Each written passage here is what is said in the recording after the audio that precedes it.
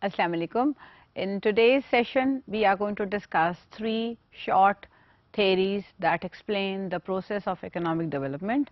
Firstly, I'll discuss with you the theory which was promulgated by Michael Kremer, which is also called the O-rings theory. And the next thing we will be talking about is the self-discovery theory, which has been promulgated by Haussmann and Roderick. The third thing which I will be talking about in this session is the growth diagnostics. So we are going to discuss the three things one by one. Firstly, I'm going to explain what is meant by the Michael Kremer's theory called the O-ring model. So as long as this O-ring term is concerned, this name comes from the 1986 disaster of the Challenger, which is a space shuttle you must be knowing, and the name of that space shuttle was Challenger, and it was experimented in 1986, but because of this very inexpensive little tool which was used in order to manufacture this very expensive space shuttle called Challenger, that particular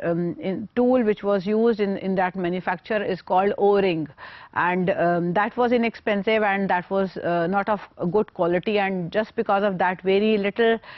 thing that was of low quality or bad quality which was used in that space shuttle, the entire space shuttle collapsed, and it cost a lot of financial loss to US as well, and to NASA as well. So, and it costed a few lives as well. So this theory is basically, as I just mentioned, that although it was a very expensive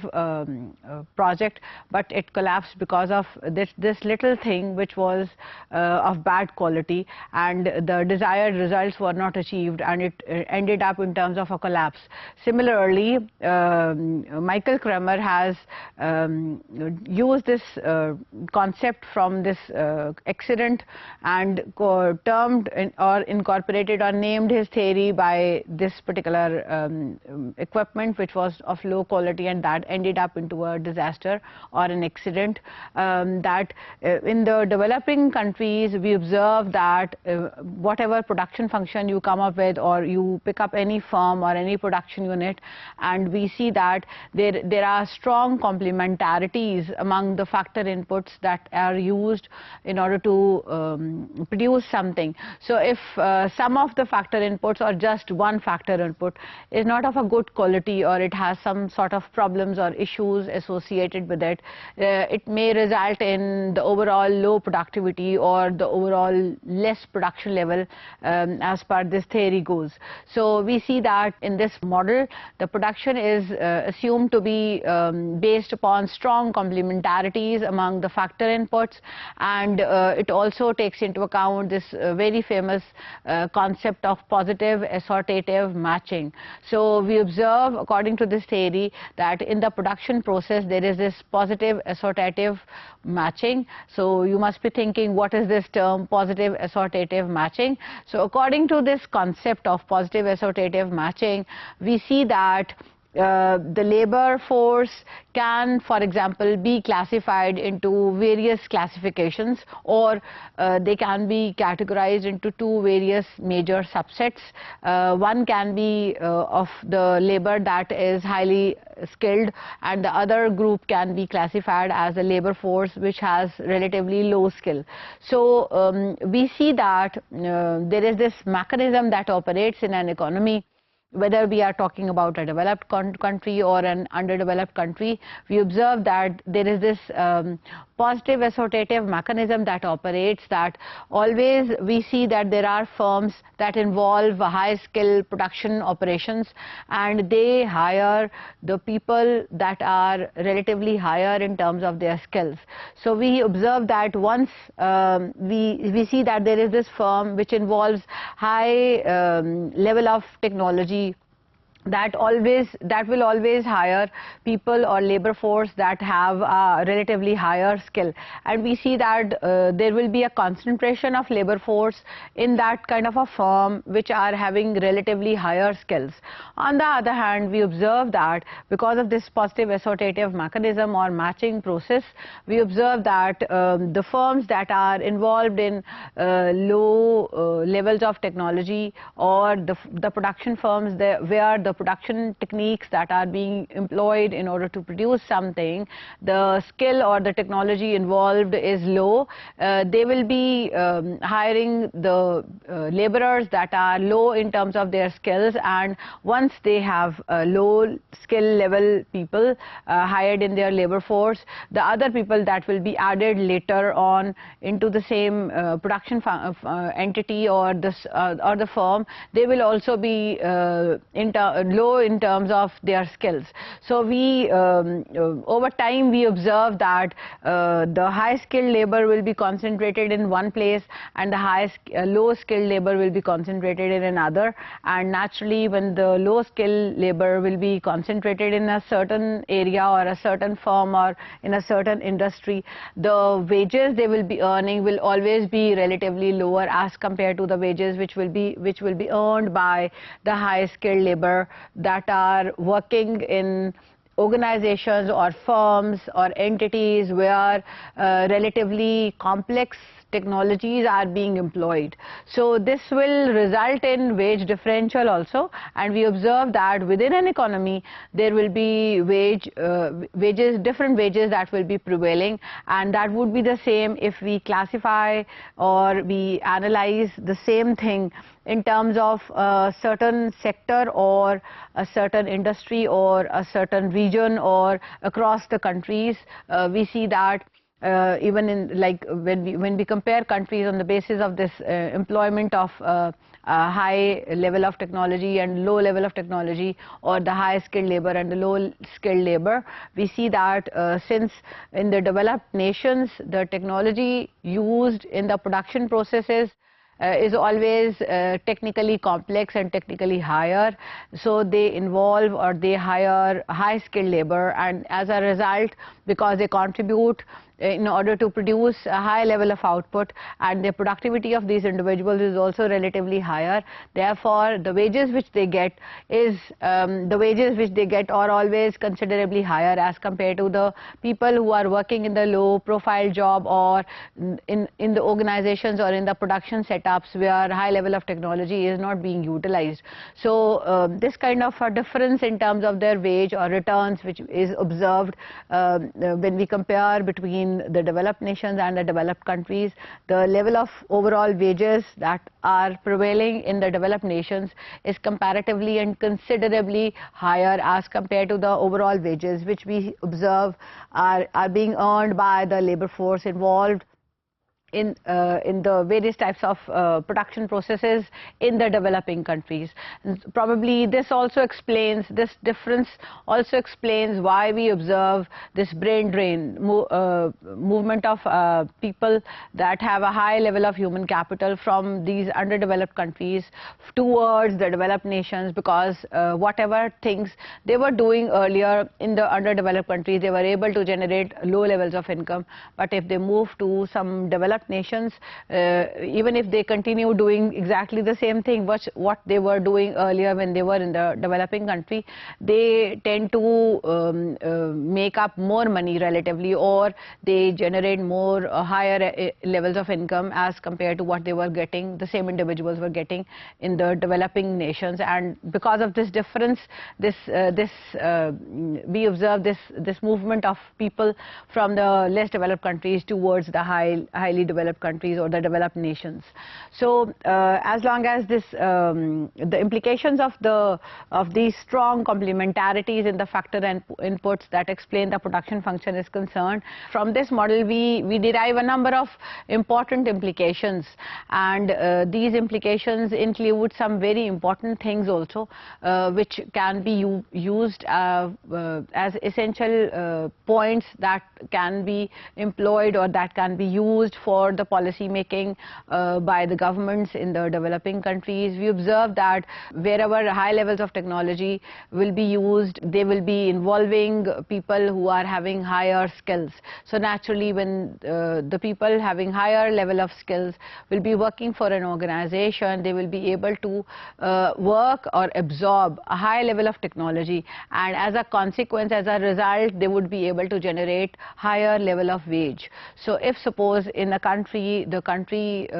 government of a country plans to increase the overall wage rate, there is this indication that if they enhance the skill which is needed in the market, they can come up with an overall increase in the productivity, and that will add definitely to positively to increase the overall income level of that economy. So in addition to that, we observe that if the people believe that the workers that are performing in a certain setup or a certain production unit are able to generate more money as compared to the other people, then people will definitely, the workers will definitely strive to find out or acquire those skills that will enable them to get into those kinds of situations or positions, so that they should also be able to generate relatively higher money, or the difference which they observe is there between their wage and the wage rate which is being earned by somebody who has acquired some sort of training or skills. So this will give incentive to the workers in order to acquire more skills, or so that eventually they will be able to generate a relatively higher wage rate, or a higher income can be generated by these individuals. Another important thing which we need to understand, as long as the implications of this particular model is concerned, is that when we see that because of this increase in the competition, or overall when time passes by and the growth process is taking place,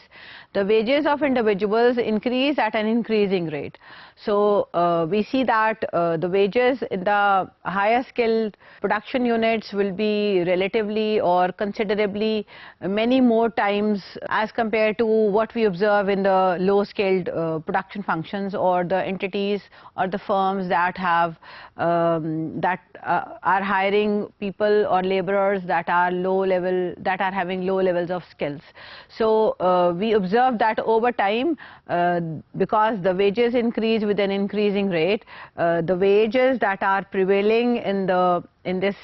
sector where the high skilled laborers are working, the difference between the two becomes increasingly rapid, and we see that proportionally the difference or the gap between the two wage rates is very high. So therefore people will always strive to move from this situation to this one, so in order to generate a higher level of income. But this can only be possible if the skill level is increased among the people or the labor force that is still operating in the production entities where low skill labor is demanded. Another important thing which we need to which we observe in this as has been explained in this model is that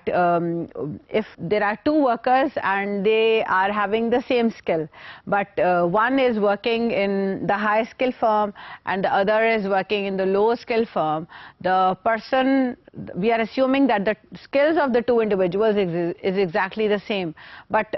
if the guy is, or the laborer is working in the high skill firm, he will be able to, or he will be making more money, or he will be able to generate a higher wage rate as compared to the individual having the same skill level in the low skill firm. So again, this kind of a difference needs to be understood, and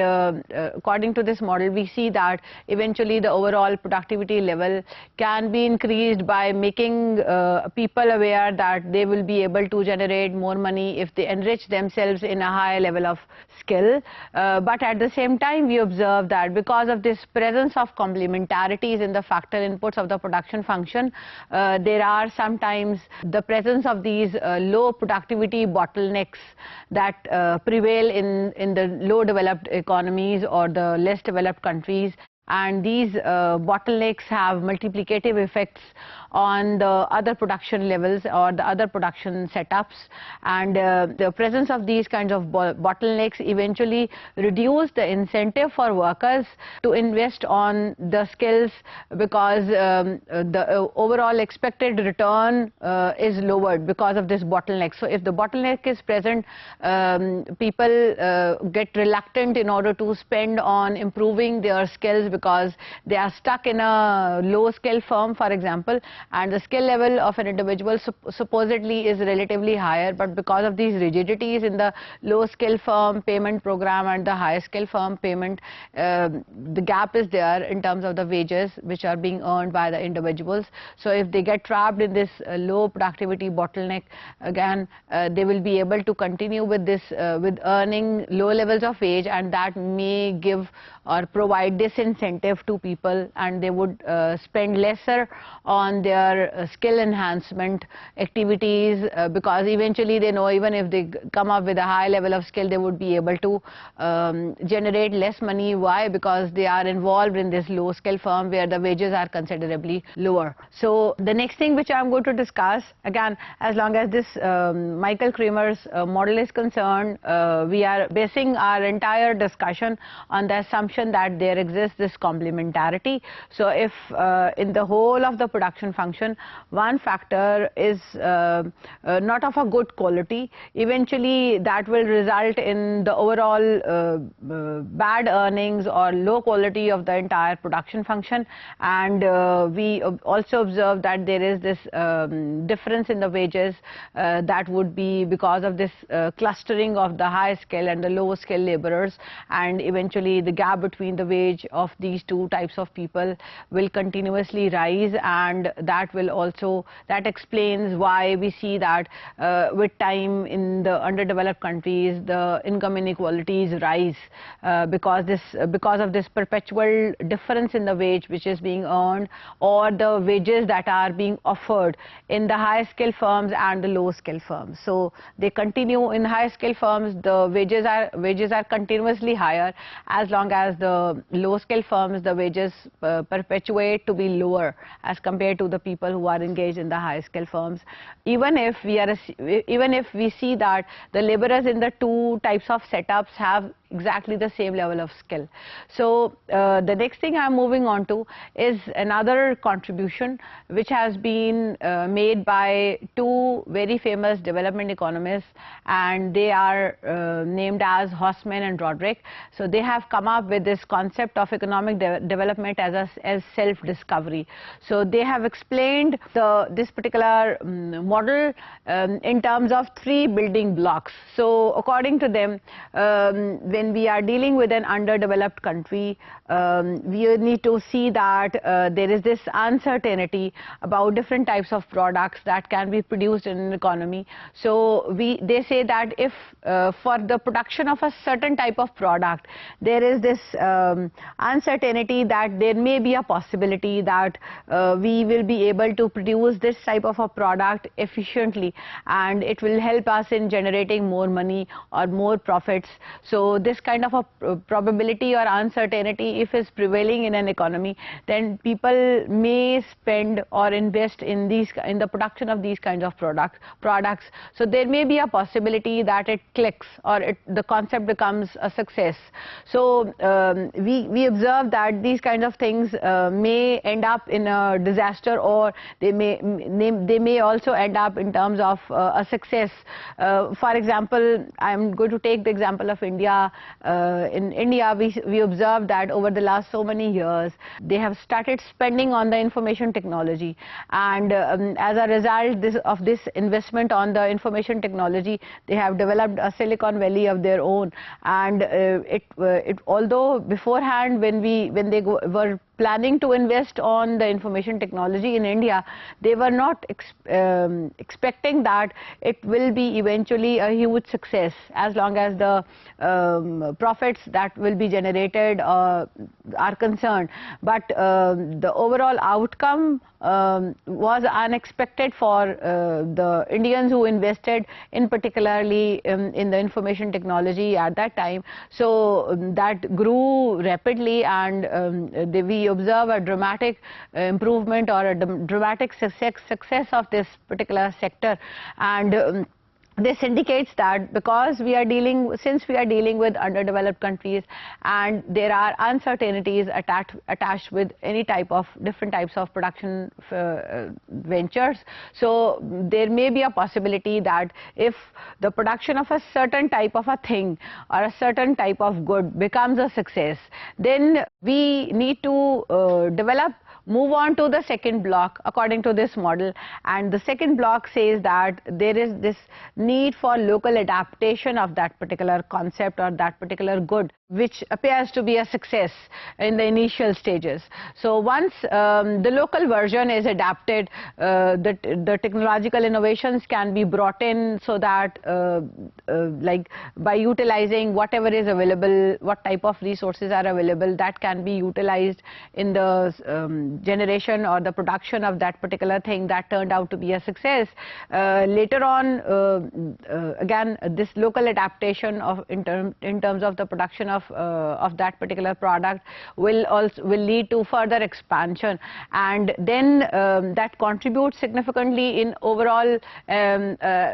expansion of the same concept or a same product at a higher level if the principle or the building block, the third building block, is added, and that is the imitation, which is emphasized by the developers of this theory, that if the imitation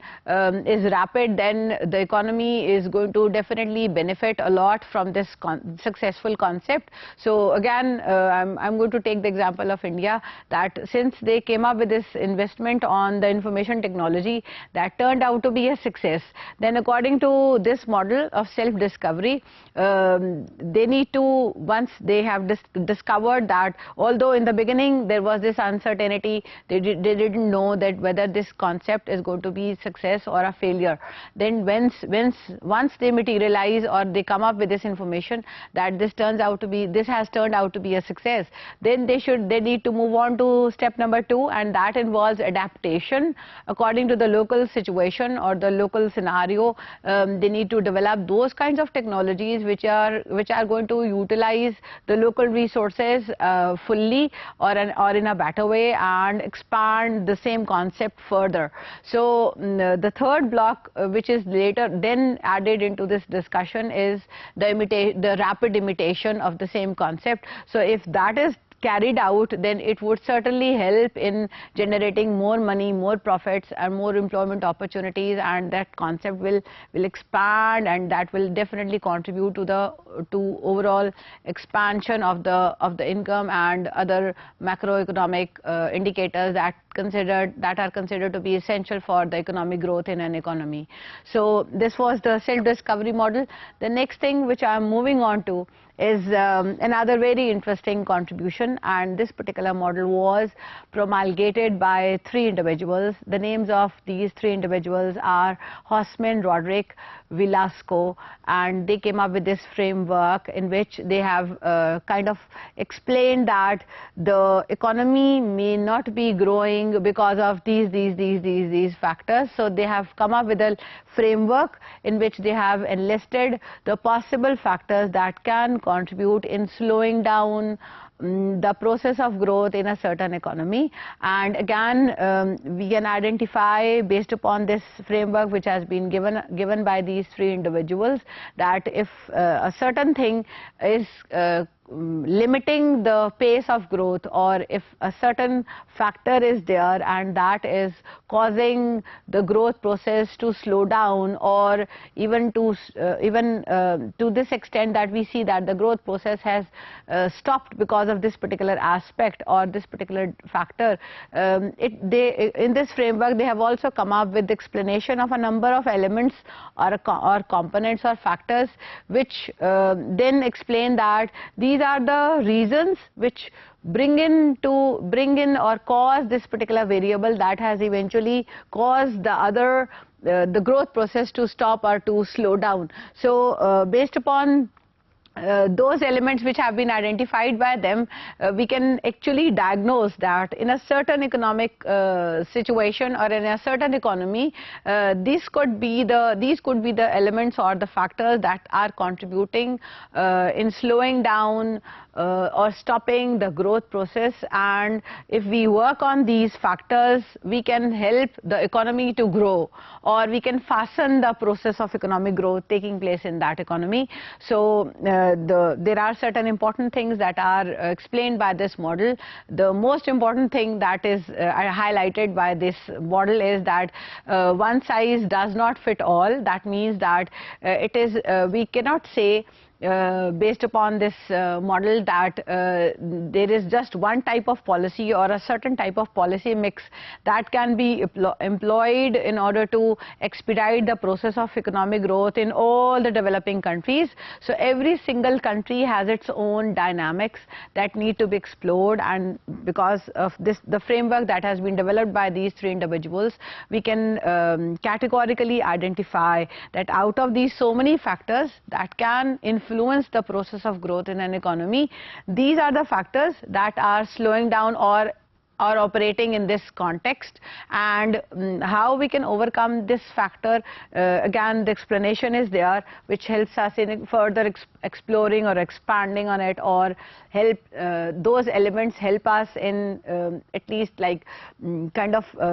removing the negative impact of that variable, and that will help us in expediting the process of economic growth in an economy. So in order to discuss that framework, that I'm showing you a certain figure which you are seeing right now. This is a decision tree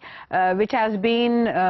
developed by Hosman, Roderick and Velasco, and according to this decision tree, the economy is, if it is not growing properly or if it is showing certain problems, then the possible causes have been enlisted, and you can see that over here there are different levels which have been drawn or shown or represented in this decision tree. So the possible causes can be low return to economic activity, for example. So again, if suppose we see that in an economy the infrastructure is not nicely developed, or there are certain issues with the policies that are being followed by the government, etc., then they may contribute in low return to certain investments that have taken place in an economy. So the reasons, the possible reasons have been explained by these three individuals in this decision tree. According to them, the low return to economic activity can be because of the low social return, or it can be the low appropriability, and as a result we see that the low social return can be because of three factors. They have been enlisted as either there is this poor geography that is prevailing in an economy, or the infrastructure is not good in an economy and that led to the low social return, or the third thing that has been identified by this decision tree is that the human capital is not sufficiently skilled, or that is the level of human capital is not nicely developed. So these three factors can contribute in the low social return that is prevailing in an economy. So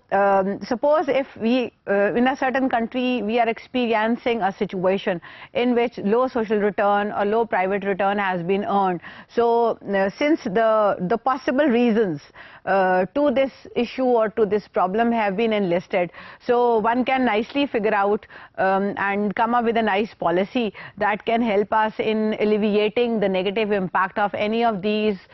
factors that are contributing towards lowering the social rate of return in a certain economy. Similarly, the low return to economic activity can be because of the low appropriability, and that has been further explained as because of two aspects. One is that the government failed, or because the market failed. So the government failure can be there because of through two things. There are macro risks, property rights, corruption, taxes, etc., that can contribute towards the failure of the government, or there could be other reasons such as the financial, monetary or the fiscal instability that is prevailing in the economy, and all of these factors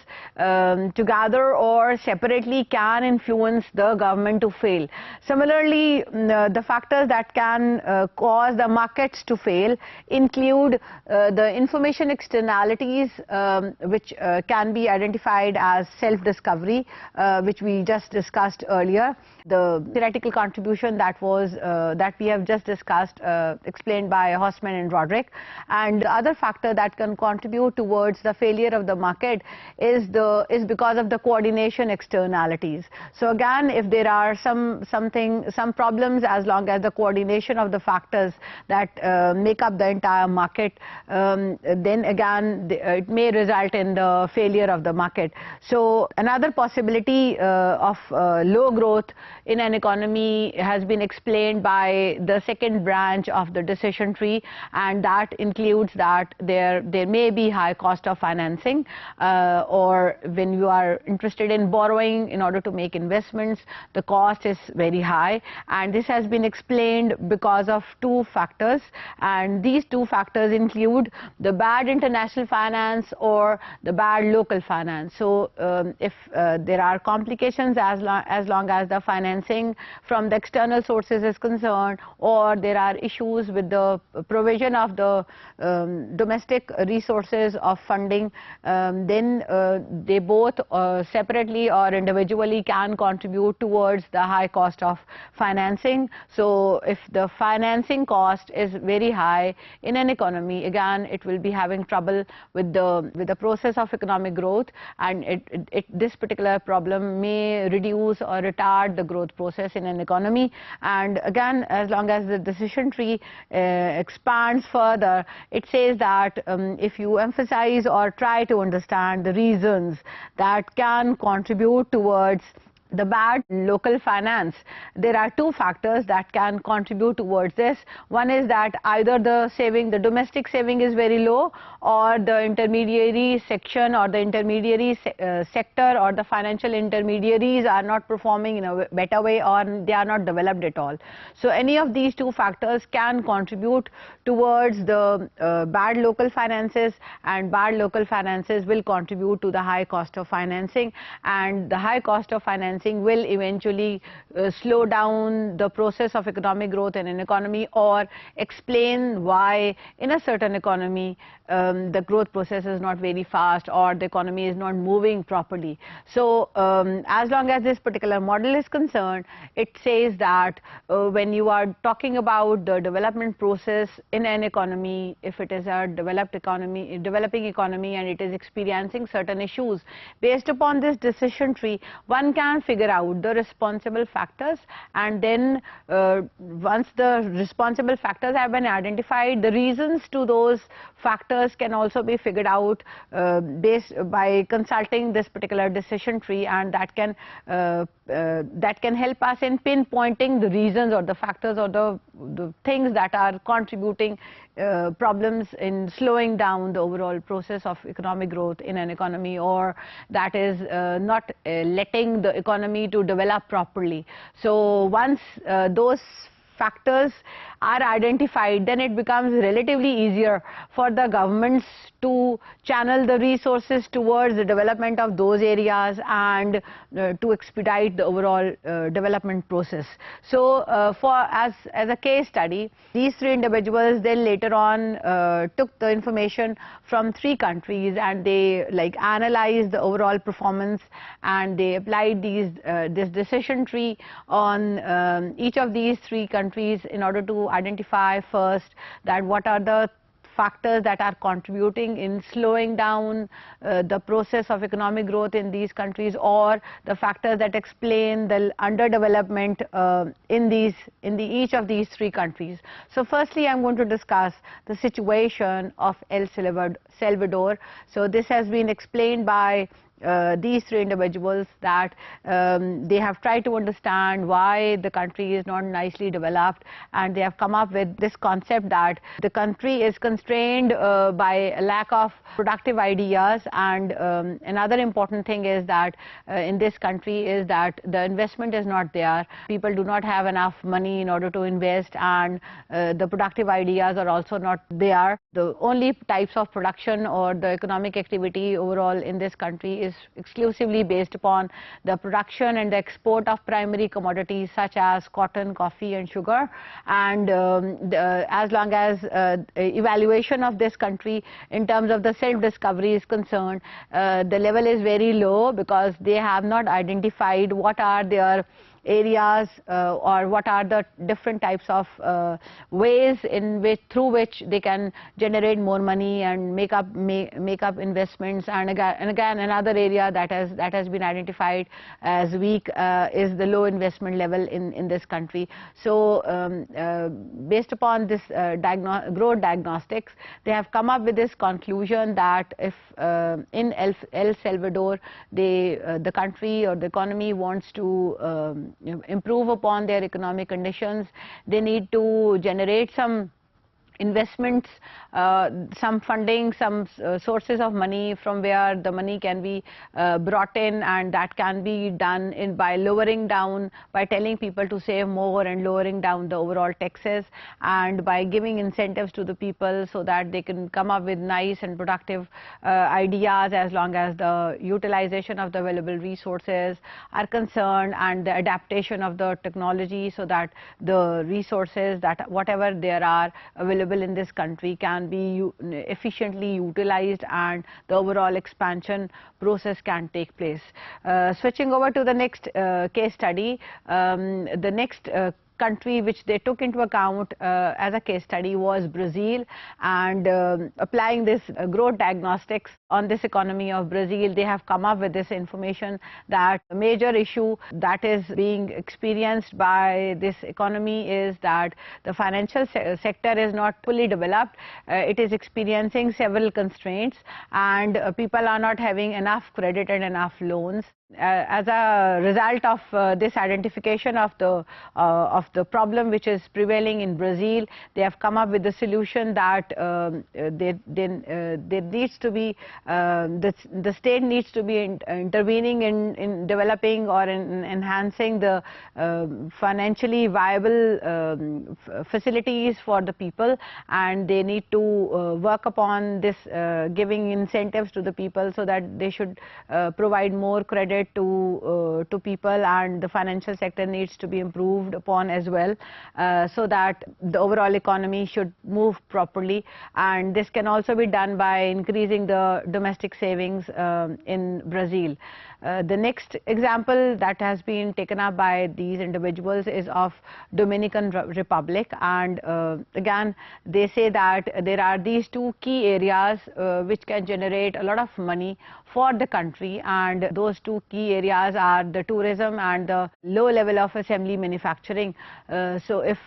people start spending more effort, or they consider these as the very vibrant areas where investment needs to be put in, or where some extra efforts are required, so that the facilities, as long as the tourism is concerned and the security to the tourists are provided from the state, the people are given this incentive that they would be able to generate more money by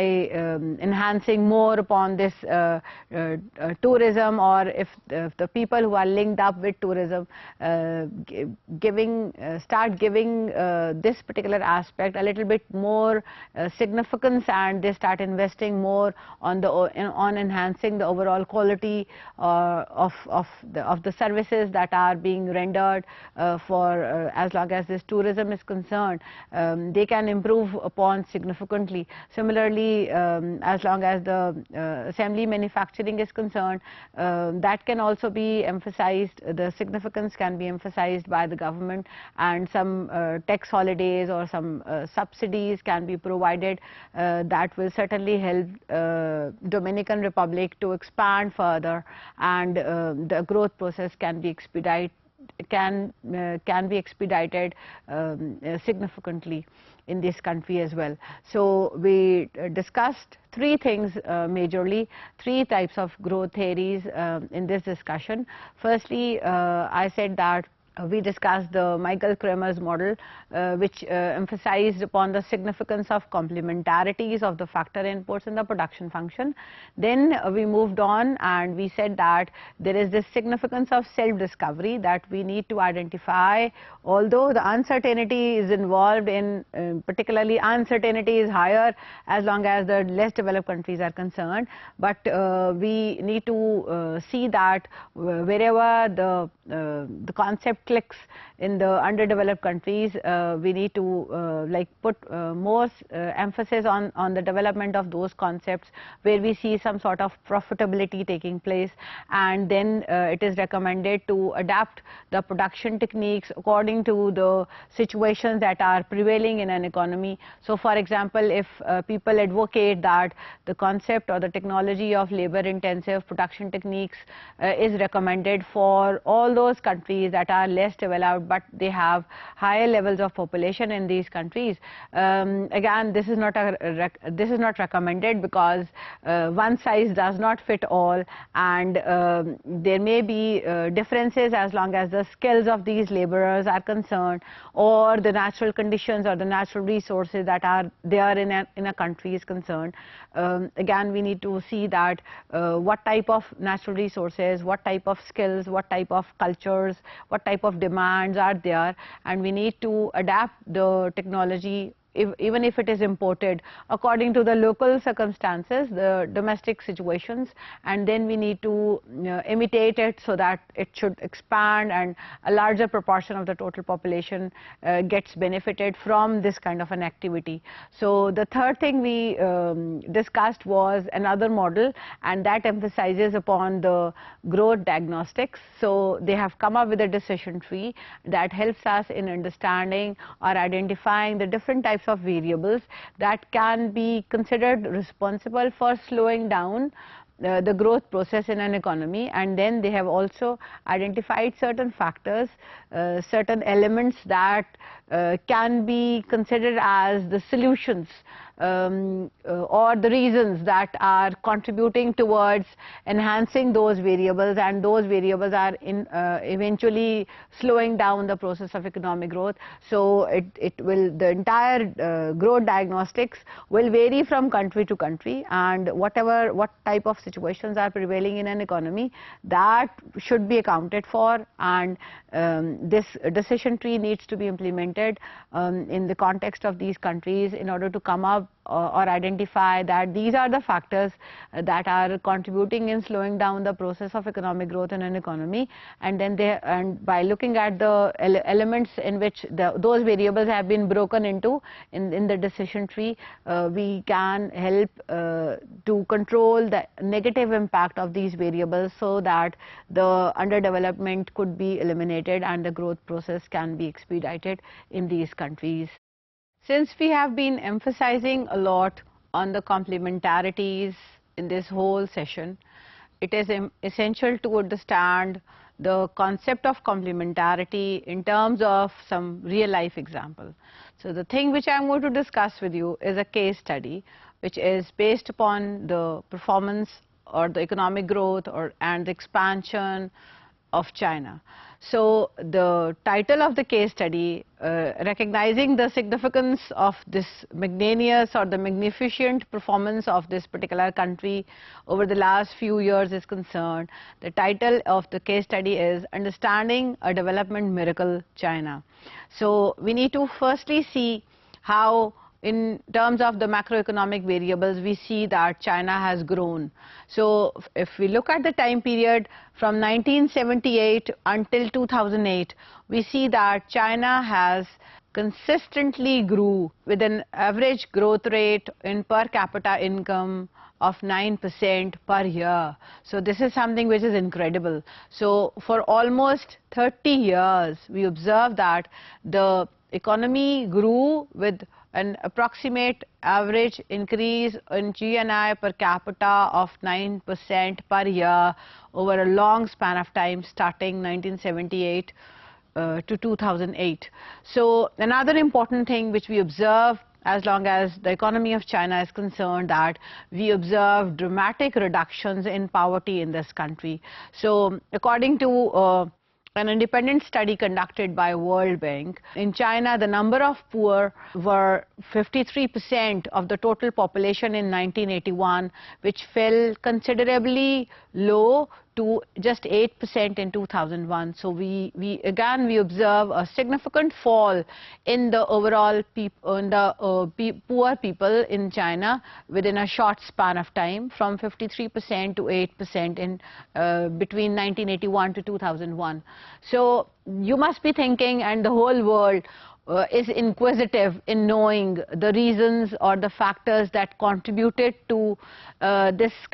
magnificent performance of the economy of China. And we see that when it got independence, it was considered as a low-income group country, but now it is the overall economic performance of this country indicates that soon it is going to be one of the developed nations, and everybody is interested in knowing what are the reasons that contributed towards this wonderful performance of the economy of China. The most important thing we identify by analyzing the different types of macroeconomic variables of China that help us in explaining this incredible performance of China indicate that the manufactured exports can be considered as the key variable or the key factor that contributed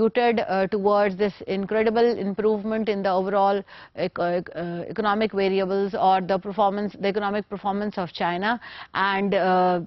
if we look into the details of this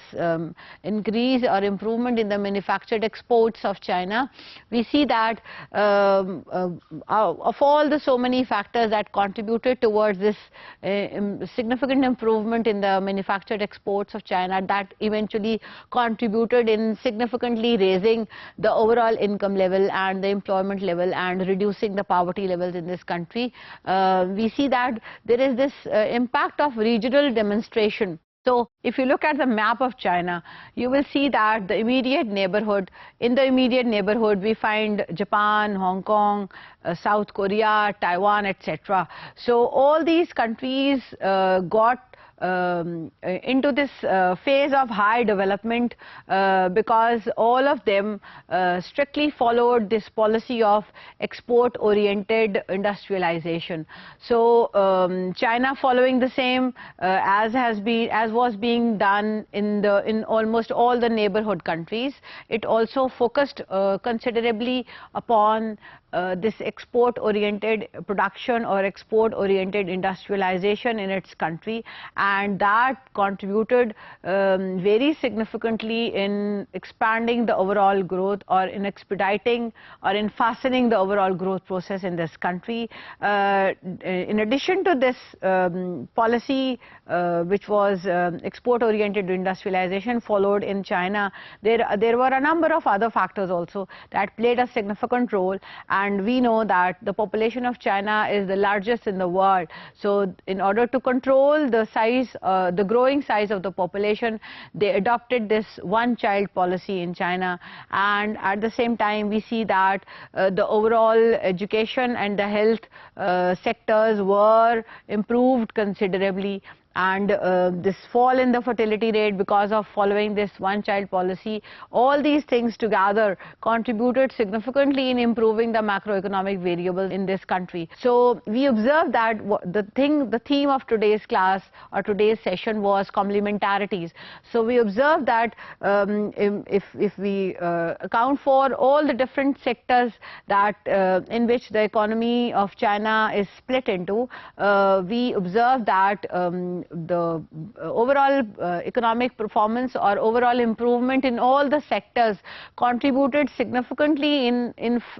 bringing a flow or upward movement in the overall economic expansion in this country. So we observe complementarities. So we see that almost all the sectors were behaving in a positive way or were contributing significantly in explaining the overall process of economic growth in China. So another important thing which we observe that explains the growth process in China is the reallocation of the labor force. So we observe that it was identified that what are the different areas in which there is surplus labor, and